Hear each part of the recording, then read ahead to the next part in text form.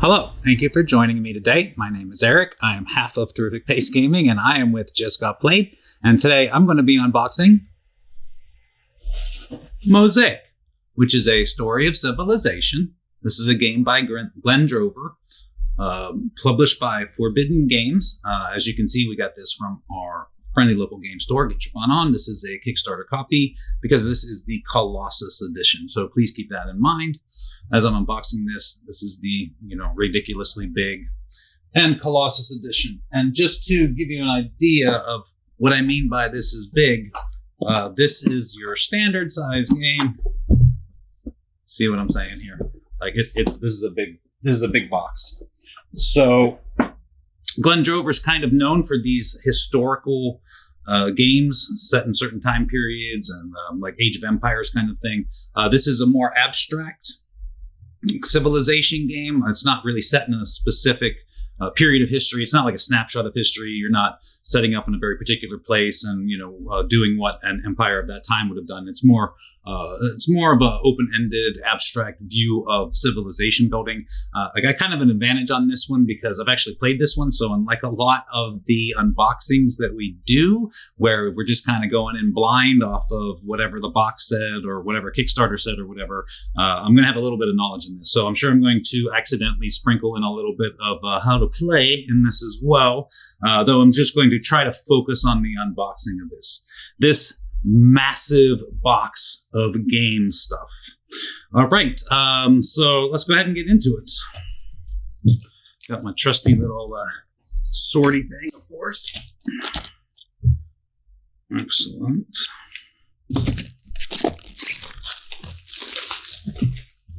Oh, so good. You're probably going to see the top of my head as I try to maneuver things around. Also, you don't usually have the autofocus on constantly, but this game is so big. There's going to be so many different layers, so I just wanted to have a chance to see different things as they come out of the box and whatnot. So, here we go. Oh! Got a little bit of, there it is, a little bit of suction in there. All right, so what do we have? We have how to play Mosaic. This is how to play Mosaic. Oh, it looks like it comes with 2 manuals. Well, that's nice. So you don't have to keep passing one manual around as people have questions and want to look things up. The manual itself, the pages are kind of sticking together a little bit there, but they come right apart. It's standard glossy. It's nice. Nothing special, but nice. As you can see, there are lots of pictures and whatnot in the game, but there is or in the manual, but there is a lot of text as well. There's a little bit going on here, which you're going to kind of get the drift of when I start pulling all the stuff out of the box. Generally speaking, this game's not difficult. There's just kind of a lot of different stuff going on. The manual is, as you can see, a lot of symbols in the back and appendix of what things do. Pages and pages. All told, it's 27 pages. If you count the last page, it has the actions on it. Just a snapshot of the actions you can take during the game. So nice with the 2 manuals. This Herobotus. I don't know what this is. When you find yourself in a situation where there aren't any human opponents. Okay. This is the solo, the bot version rules. Excellent. Comes with these reference cards. And having played it, I can tell you that there's not a whole lot of poking around in the rulebook. There's probably 60 to 80% of what you really need to know is on these little handouts, which is nice. The only one negative I'll say about that is that they only give you 3 of them. This is a game for, I just got to say it somewhere, I believe 5. They give you 3 cheat sheets. Anyway, moving on. What's up next? Okay, we have the Golden Ages and some of the wonders of the world. That's excellent. Golden Ages would be when you get a certain number of tags, all matching. Then we have Civilization Achievements. These are aims during the game. I guess I'll go back for just a minute and just show you a little bit. So like this is the Colossus of Rhodes, and later you're going to see there's actually going to be a little figure for that. But this is Colossus of Rhodes. At the end of the game, you get 2 victory points per city in that region. You got to go to a port. They all do completely different things as far as the wonders go. The Lighthouse of Alexandria, 1 victory point per unique trade good tile, must be one port. And like I said, the Golden Ages are really just get 6 of the different kinds of tags. Get 6 of the hammer tags, you get this. You get 6 of the, poetry tags, you get this. I guess probably culture, etc. So it's all kinds of different, whatever the different tags are here. And there's some wonders. And then, like I said, these are achievements, which are things they're going to aim towards, which will give you victory points. The first person to have 15 food production will get this. The first person who has 15 stone production will get this one. And in any given game, you mix these up and you play with, I believe, 9 of them. And then the other ones, the other 6 are put back in the box. So you're never sure in any game which of these you're going to be playing for in any given game. And then we get into a lot of the different buildings. So these are like merchant towns. These are farm towns. This is a port city here. But we have fancier versions of that. So we're going to just kind of breeze by these in the different player colors, of course. And then we have a lot of these are all the resources in the game. This is food. This is, I think it's ideas, stone, and this would be like 5. 5 stone, 5 ideas, and 5 food is the fish. And we'll set those aside. And some of the cardboard provided money. It's probably worth mentioning. These are, excuse me. These are very thick.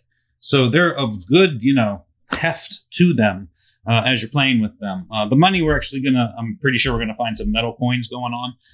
But the resources are the resources. So I'll punch one of that. You can see it's pretty thick. It's nice quality there. They give you a great big old package, but at least it's nicely filled with stuff. Like I said, the money. And then these are all the different, remember the one thing that we said for each unique kind of trade goods, these are the trade goods here. So, you have like pottery and wine and, bronze or copper. Oh, no, that's wood. I made that mistake in the game too. Horses, oil, I don't know what that is. Magic elixir or whatever. So different trade goods. This would also be different bonuses that you would immediately get. Like if I went here, I wouldn't actually get money production, but I would get 10 money. I wouldn't get stone production. I would get 6 stone. But if I went here, I would kind of get that just kind of as a trade good to go off to the side of the board. I know I'm getting way off in the weeds here. The X's, they have a lot to do with the way the game is set up because it's set up randomly every time that you play. You just put all of these trade goods. You put them all face down and put them on every space on the board and then flip them all up and the X's get removed from the board and what's left is what's actually on there. These are some of the military units. As you can see, there's a soldier and its associated cavalry as well. So like army cavalry, and there's also catapults for siege.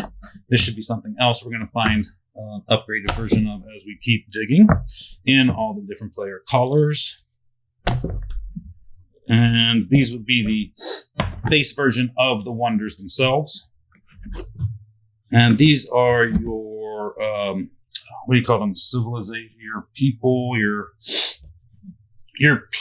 as it were. We'll get the actual word for that going on here in a little bit. Again, those are the punch outs. And then here we have the board. Board is, I'm going to move the box out of the way for a minute to show you the board. Oh, it's heavy. Every time it's heavy. Board is pretty big. And it's going to take up a pretty good sized table's worth. As you can see, that's the board. It basically has all of the actions around the board. And then this is the play space where you're going to build your cities and get your trade goods and put your armies and things like that down on it. I think it's a really pretty board. It looks like, kind of like stained glass, all the different areas. And then when, the one thing we said in a region. So like this is a region, all of the dark red color. And then you got like the teal color. That's a region. And this is a region here. And they vaguely line up with, civilizations of the past, like Rome, Greece, Egypt, etc. But again, you don't really have to put anything where it, historically would have been. We'll go ahead and set that off to the side, get back to the box. All right, and this is your player board. As you can see, they are double printed with a recess in there. This is where you put all your unique trade goods. And this is your production. So you could keep track of it like 3, but if I had one here and here, it's 13. So that's my stone production, my food production, your ideas production, and then you have your tax and your tariff down here, which are 2 other actions during the game that can get you money. So as you can see, these are all the player boards. We have Assyria, Carthage, Rome, Gaul, Egypt, and Greece. And again, you don't kind of start there. You just play wherever you want on the board, but they're really just player colors. So if I want to be blue, I'm going to be Greece. If I'm yellow, I'm Egypt. And there's nothing that really, as far as I'm aware, sets them apart asymmetrically. So really, it's just a player color choice. And then we have the scoring board here, which is also double layered. So it's got little grooves in there for your marker as you're keeping track of your score. And you also have some reservoir for some of the cards. And over here we have the different leaders in the game. So you pick a civilization and you pick a leader. The leader's going to give you some stuff to start with, and then also an ability during the game. So as an example, this is the artist. And the artist starts with 15 money, 5 ideas, and 5 idea production. And then 10 money whenever a wonder is built by any player. And then you gain 1 victory point per culture tag at the end of the game. So they're all going to be different things. The engineer is stone and money, stone production, idea production, and gain stone each time you build a city, port, or manufactory town. So like I said, all focusing on different things: the farmer, the general, the magistrate, the merchant, the philosopher, the priestess, and I believe back to the scribe there. So again, those are the leaders in the game. This is your score sheet. You can see there's a ton of them. It's highly idealistic to think we're going to fill that out and need more of them. Excellent. This is, I believe, the start player marker, which is ginormous, as you can see in my hand here. Excellent. And then we start getting into some of the upgraded components. So this is going to be your stone. This would be like single stones. That's nice. They're already stickered or printed. I'm going to go with printed. So that's nice.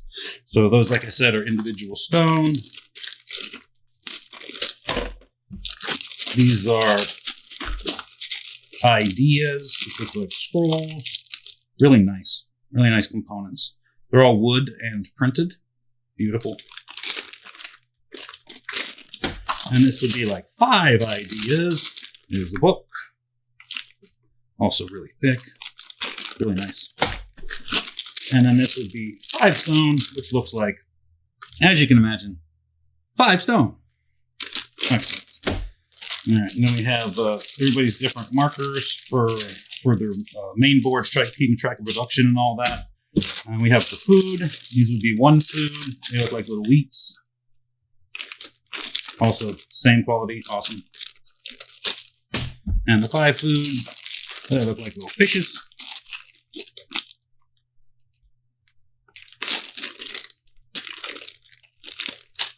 And then we have our jingly jangly money. So you can see we have 1s. Nice little coins. Those will be the 1s. They all got different designs on them and whatnot. These are the 5s. These are, I believe, the 10s. They do have numbers printed on them, so you can. I don't know if you can see. There's a 5 on that one. There's a 10 on that one, and I believe these are the 25s. Yeah. So nice money. And then we're getting into some of these wonders. So like I was saying, they all have a little standee, so I'm sure this is the Colossus of Rhodes. This is the Lighthouse of Alexandria. I played a lot of Civilization, so, you know. Obviously the Sphinx. The Pyramids.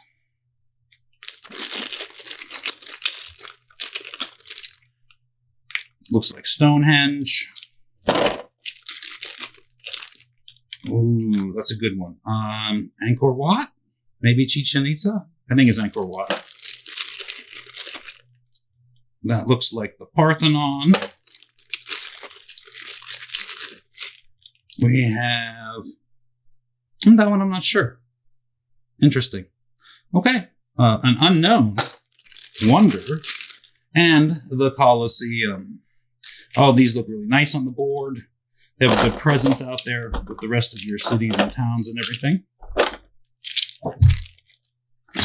And then we'll get a little further into some stuff. And these I don't know if the standard comes with this, but the Colossal Edition or whatever. There's all these little storage compartments for everything. So that's really nice. Makes setup and tear down a little easier. Basically one for each side of the table of all the different stuff. The stone, the ideas, the money and stuff. You put them in these. Alright, they have some cards. There's a lot of cards in this game. It's fundamentally a card game, much like Terraforming Mars is a card game, where you play cards as you develop the board and your infrastructure and all of that. A technology deck, a build deck. That may be entirely a solo deck. And this is Tax and Tariff. I'll take a look at some of these real quick.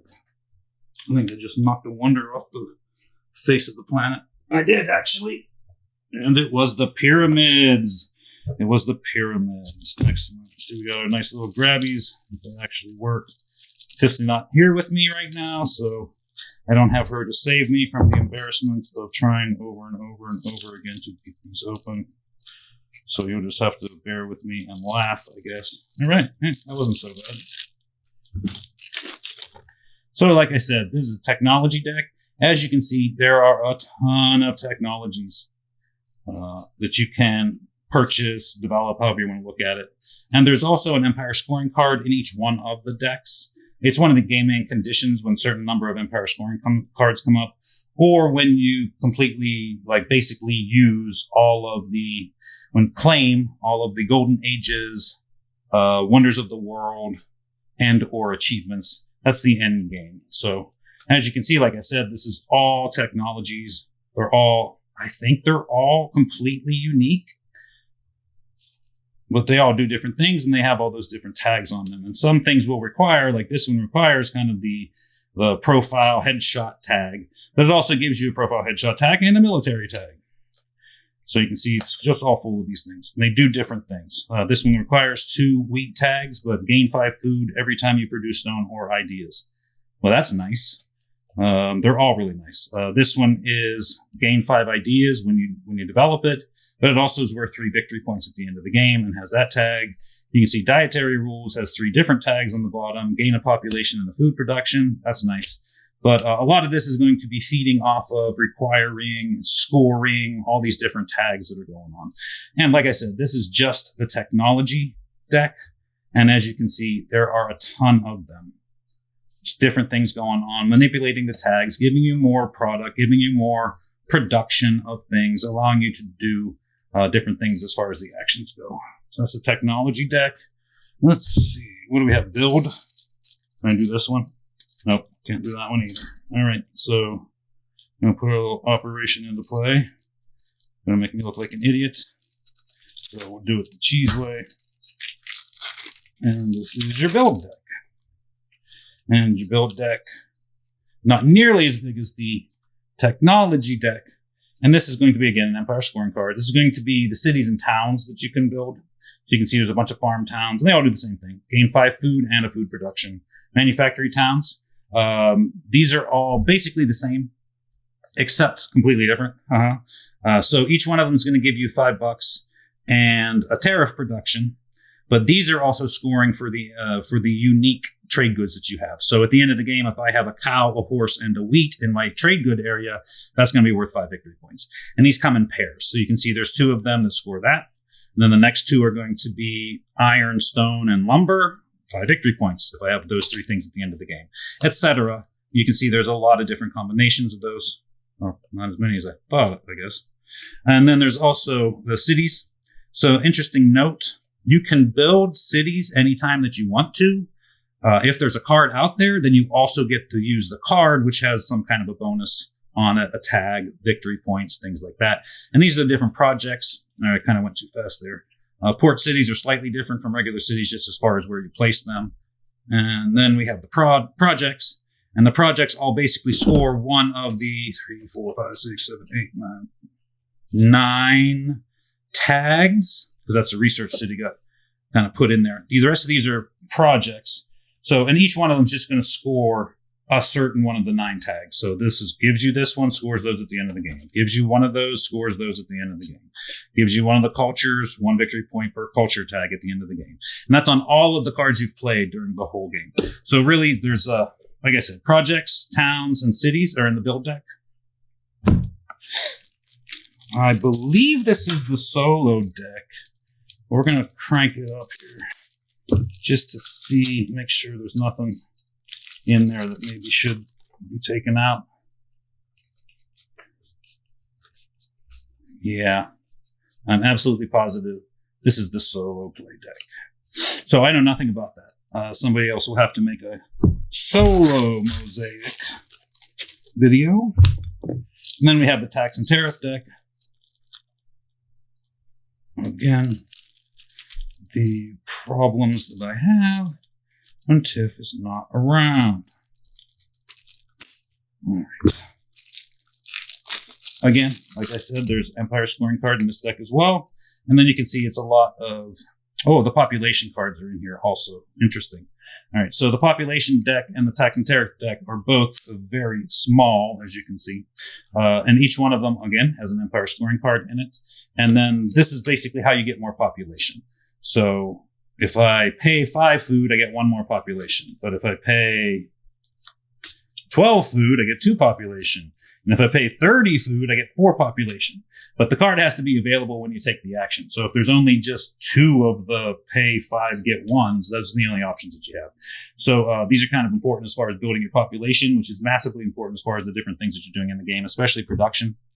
And then, of course, like I said, this is the tax and tariff deck, which is also going to be another action that you could possibly take. And each one of these is going to give you money.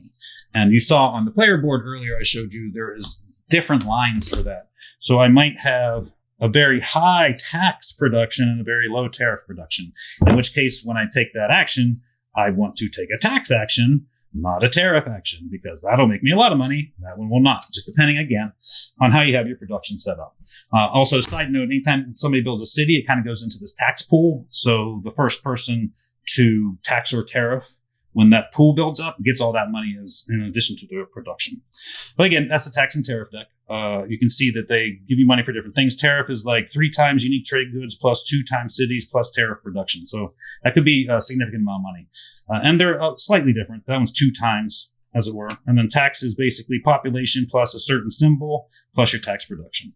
2 times population plus 2 times that symbol plus tax production.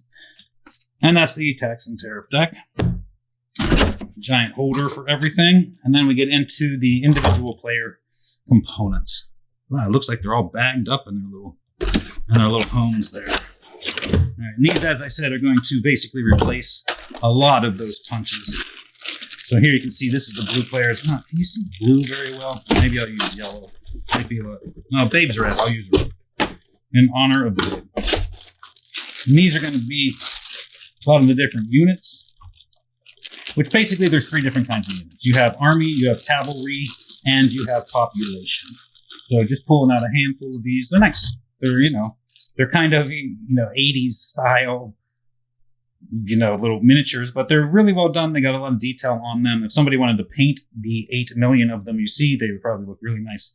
This is population. I don't know if you can see, but he's carrying like a little sack on his back with some, food or lumber or something in it. And then there's different sizes of these.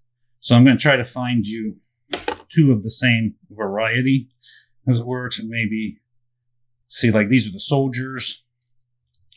I just need, there's a catapult. I just need to find a different size of one of these to show you briefly. And maybe it's just the population that does it. Might be.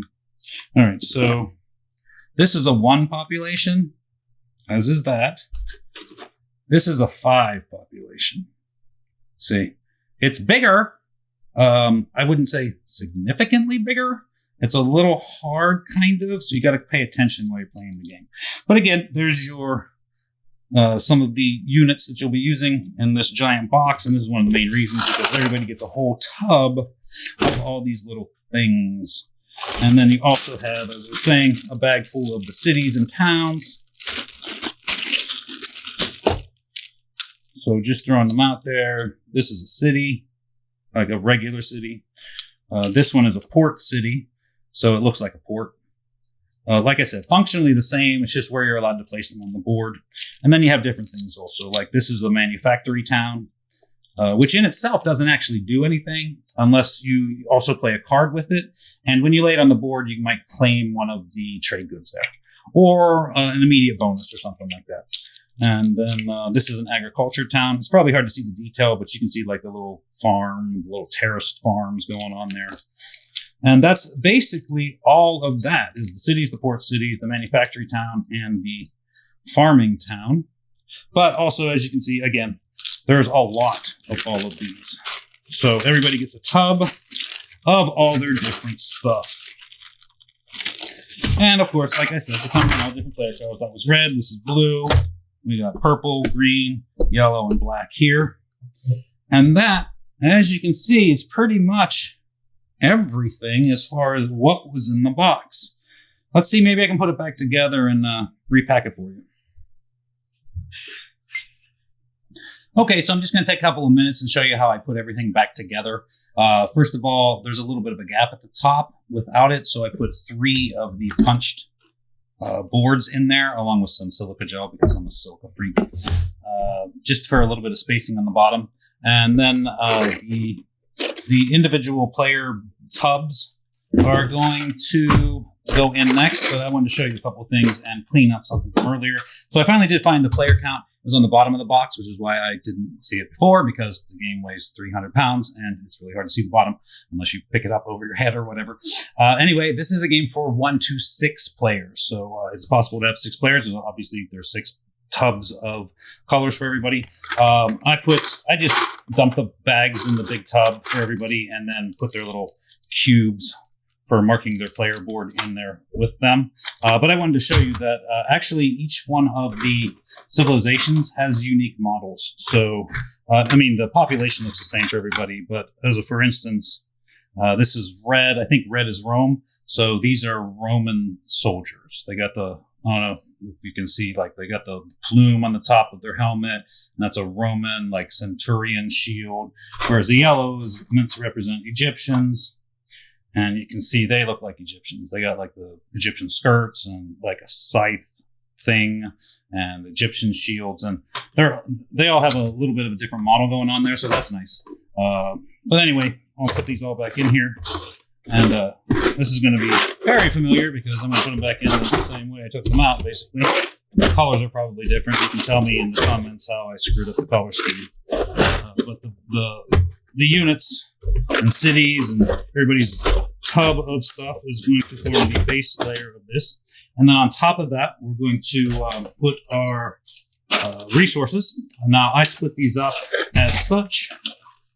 I have 5s and 1s in here. I have 10s and 25s in here. And then I have 1s and 5s of all of the 3 commodities in each section. That way, it's easier just to pop them open and then put one on each side of the table so that everybody has access to all the same things. Babe's probably going to want everything to be separated by, actual size and or value, but we'll cross that bridge when we get to it. So anyway, next up is this, and there's a little bit of groove here. I don't know if you can see that. So you kind of need to put them in the correct way, because once you do, then that little groove is where you're going to put your leaders, right in that little groove right there. It's a little weird, but okay, that's where that goes. And then next up, we have that big giant container. So this is obviously a spot meant for the first player marker. And then I kept the Wonders of the World, I kept them in a little bag just because it's a lot easier to pull them out of there that way. And then in this well, I have all of the technology cards. And then in this other well, I have the solo, which I'm keeping bagged up, just because I don't know if I'll ever use that. And then we have the population, the tax and tariffs, and the build cards on this well. And kind of just to keep everything from moving around as much as possible, I put that in on top in a bag, so that'll kind of solidify all that. And then in here, I have in this huge well here are all of the trade goods, the port tiles, and we'll call them city tiles, which go on very specific spots on the board. But they all fit kind of nicely in there. I'm sure there's probably a lot of people who just dump them all in there and sort as they go. I am not even going to attempt or try Big's patience with that. And then in this last well here, it's a nice little spot for all the different tiles going on. The one thing I did forget to kind of mention or show is that there are also 6 government types, which can be purchased depending upon if you have certain number of symbols of a certain thing, and you spend ideas to get them as well. Once, kind of weird, but if I were to go ahead and develop monarchy, then I would put that on my board, and I would be the only one who has monarchy until I would maybe switch to a different government. But so a little weird, but it's just another one of the tiles. And then the achievement tiles and the Golden Age tiles, and then also the, last but not least, the Wonder tiles, which tell you what they all do. And that is the giant well, which is then going to go this way here. And then on top of that, first of all, we're going to put the scoring board wherever I put that. So that's going to go on top there. And then all 6 of the player boards are going to go on top of that. And that evens out nicely across the top. And then we're going to put the game board on top of that.